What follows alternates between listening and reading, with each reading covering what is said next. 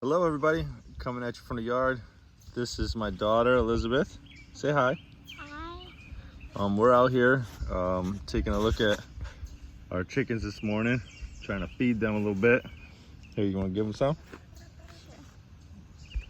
But I figured we'll do this here today, maybe keep the motion sickness down a little bit.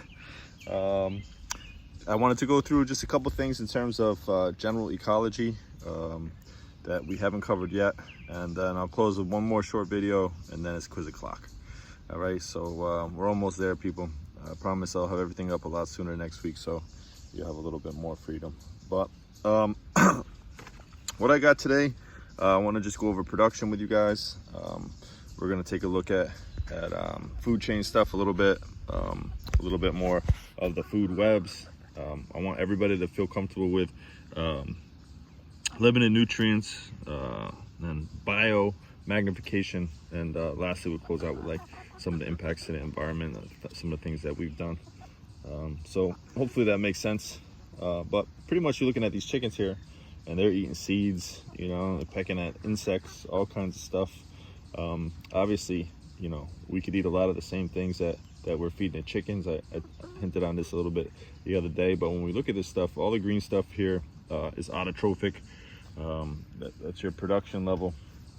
The seeds, autotrophic, right? And then anything eating plants or seeds or any of these kinds of things, obviously are consumers. You got primary, secondary, tertiary consumers. The higher you are in terms of your trophic level, so like your base, primary, secondary, the higher you are in terms of your trophic levels, the less efficiency you're going to have. So everything out there in nature, everything you see in the background has a certain level of trophic efficiency, meaning that you know, we measure that in terms of production. So like if you have a whole bunch of light hit a plant, not all of that light is going to be absorbed and be able to be turned into chemical energy. But a lot of it is. Some plants are better at it than others. Some plants are more efficient, so you get an efficiency ratio there. Some plants become more of a dominant species because of that, their abilities to take in solar energy. You want to say hi again? But the what we need everybody to understand here is that when you have plants produce energy, a certain percentage of that energy is going to be available at the next trophic level. Okay, so the chickens are only going to get a small percentage of the seed's energy, and that efficiency is somewhere around the 10% mark. Okay, so when we see these guys just mowing seeds, only about 10% of the energy available in those seeds is going to go to actual chicken body mass. Okay, and because of that, you know, they have to eat a lot to be able to maintain their weights, and it's the same for everything else. Okay, so I hope that makes sense. So back to primary production, you guys. Primary production is how much energy is able to be converted to chemical energy by a particular plant, and then net primary production is above and beyond what the plant uses to maintain its life, how much stored energy is going to be available in that plant to be passed up the food chain. So seeds have pretty high amount of energy in them. There's a lot of carbohydrates stored in them, a lot of fat, and so they're really pretty good food source for most animals. And these guys really enjoy some of these things. So once it gets into the plant, then we have a situation where the plant is the plant has the ability to get consumed, and every animal out there also has a trophic efficiency. So like caterpillars actually will be able to absorb way more energy when they're consuming a leaf than I would be able to if I ate the same amount of leaf. So every animal has a little bit different efficiency in terms of their digestive tract and how they're able to absorb and obtain nutrients from that thing.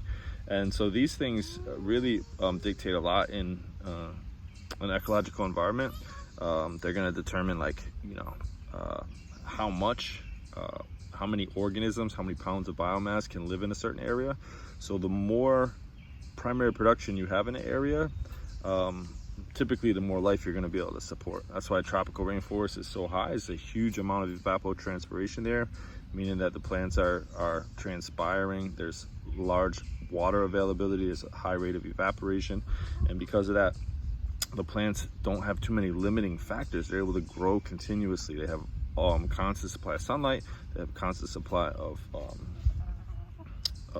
water, and so because of that, they're able to. You trying to say hi? They're able to. Excuse me. Keep losing my train of thought here with these guys running around pecking at me. Because of that, the tropical rainforest is going to be really, really high in terms of the production and the amount of life it's able to support. You know, when you get into a situation like a desert, evapotranspiration is going to be a lot less. You're going to have a lot less water availability. Limiting resource comes into play. A lot less life is going to be able to be supported there. Okay, so I hope at this point you guys got net and gross primary production. Everybody should understand trophic levels, trophic efficiency. I told you humans in a previous video, we have the ability to eat plants, or we have the ability to eat the animals that eat the plants. So if I'm making a choice between eating seeds, you know, eating seeds right here, or eating chickens, it's always going to be more efficient to eat the seeds. I hope that makes sense. Anyway, yeah, because we're losing so much of the energy with every exchange in the trophic levels. Every exchange you're gonna lose about 90%, as I've mentioned a couple different times. You gonna pick one up? So the last thing I want to explain to you guys is how do we increase the efficiency of a particular environment. So if I want to have like more chickens here, or you know, have a certain amount of land, I want to have more seed production here on this particular piece of land, we can manipulate that, and we do that all the time. The use of industrial fertilizers, we can also limit competitors, right? We can put pesticides down, we can do things like that. So these kind of manipulations have consequences, obviously, to the ecology and the environment. Any piece of land that you put fertilizer down, nitrogen is the #1 limiting factor of all plants. So when we add fertilizer, really that's what we're trying to do, is put more nitrogen in the soil. The plants can grow more, they can produce more. Yeah, and so I hope that makes sense. But we can put too much fertilizer down, and of course that runs off, which everybody's very well aware of. And when it runs off, once we surpass that critical load of the soil, that's going to end up in drinking water supplies, or it's going to end up moving down to the coastlines and rivers and streams, and causing huge proliferations of dangerous algal blooms, things like that. You can get poisonous toxins that are produced, massive fish kills, and that's all because of excessive use. You know, you surpass that critical load, trying to maximize food production in a particular area, and the soil can't handle it, just washes through. The other thing that we could do, and we've done in the past, and we still do, is use of pesticides, or eliminate competition for nutrients. So like you could imagine if we only wanted grass here, and in this particular area I got like a lot of weeds and stuff in the backyard.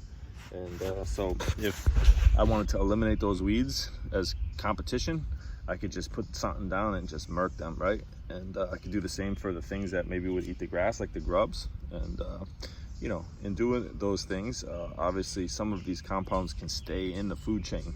And so things like mercury, you guys are hopefully aware of, we'll discuss that in a second. But like DDT was a famous one that we put down to try to keep the insect levels down. It was a very effective pesticide, but it magnified as it went up the food chain because it was stored in fat. The same with mercury.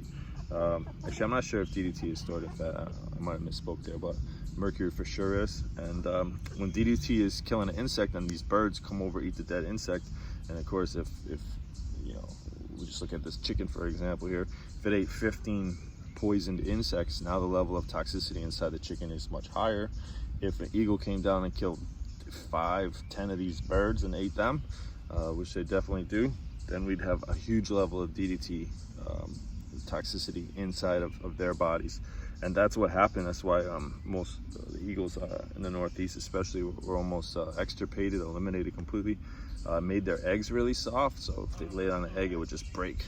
And so that's all because of pesticide use and it magnifying up the food chain. Mercury is a little bit different. It comes mostly from coal. So when we burn coal to like generate electricity, it gets up into the air. When it rains, it comes down and it gets into the waterway. Once it's in the waterway, then it magnifies. Like, so small aquatic insects will eat take in these methylmercury compounds, and then from there, the methylmercury will magnify, stored in the fat of animals. So like small fish will eat like 15 of these insects that have the methylmercury in it. They have a much higher concentration.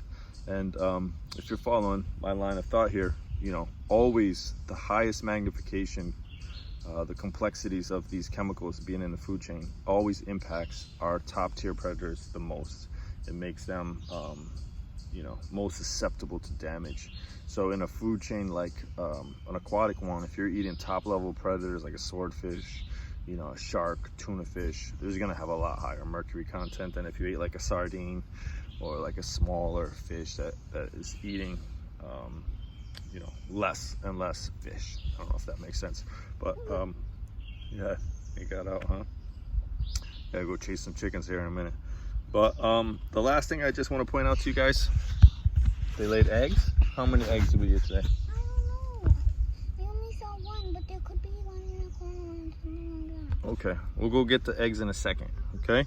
The last thing I want to point out to you guys, taking off over the fence here, but the last thing that I want to point out to you guys is the greenhouse effect. You guys already should know about this, but I want you guys to feel comfortable with the fact that, like, you know, some of these industrial fertilizers, they're produced using gasoline. Obviously, a lot of our manipulation, our agricultural equipment, gasoline, things like that, okay? And the greenhouse effect really is a global phenomenon. Everybody understands how that works, where we have an increased layer of carbon dioxide, which is not the worst greenhouse gas, but it's certainly one that we produce at a very high abundance.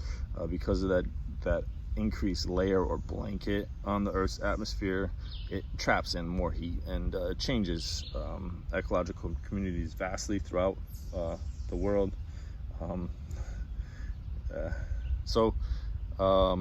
I hope that everybody understands the greenhouse effects, and how we minimize our impacts there is just obviously by reducing our carbon footprint, and trying to do that. You know, obviously you can cut down on meat consumption as well. Methane produced from raising cows and stuff is way worse greenhouse gas than carbon dioxide. Is sometimes under discussed. People don't talk about it as much, but it's just not produced at the same scale. Not everybody's, you know, raising cows and seeing the first-hand impacts of that. But I hope everything I said made sense. A little longer than we wanted to. A couple distractions here. I gotta go chase some chickens and grab some eggs, and we'll get back to you with one more short video, and then we're done. Take it easy. So we were just finishing up our video here, and we had a visitor, so I figured I'd share it with you guys. I'll go over to him, see if he wants some scratch. Don't walk too fast, just throw him from there. Get you, you're feeding a wild turkey. What do you think? Okay, that's good, Ella.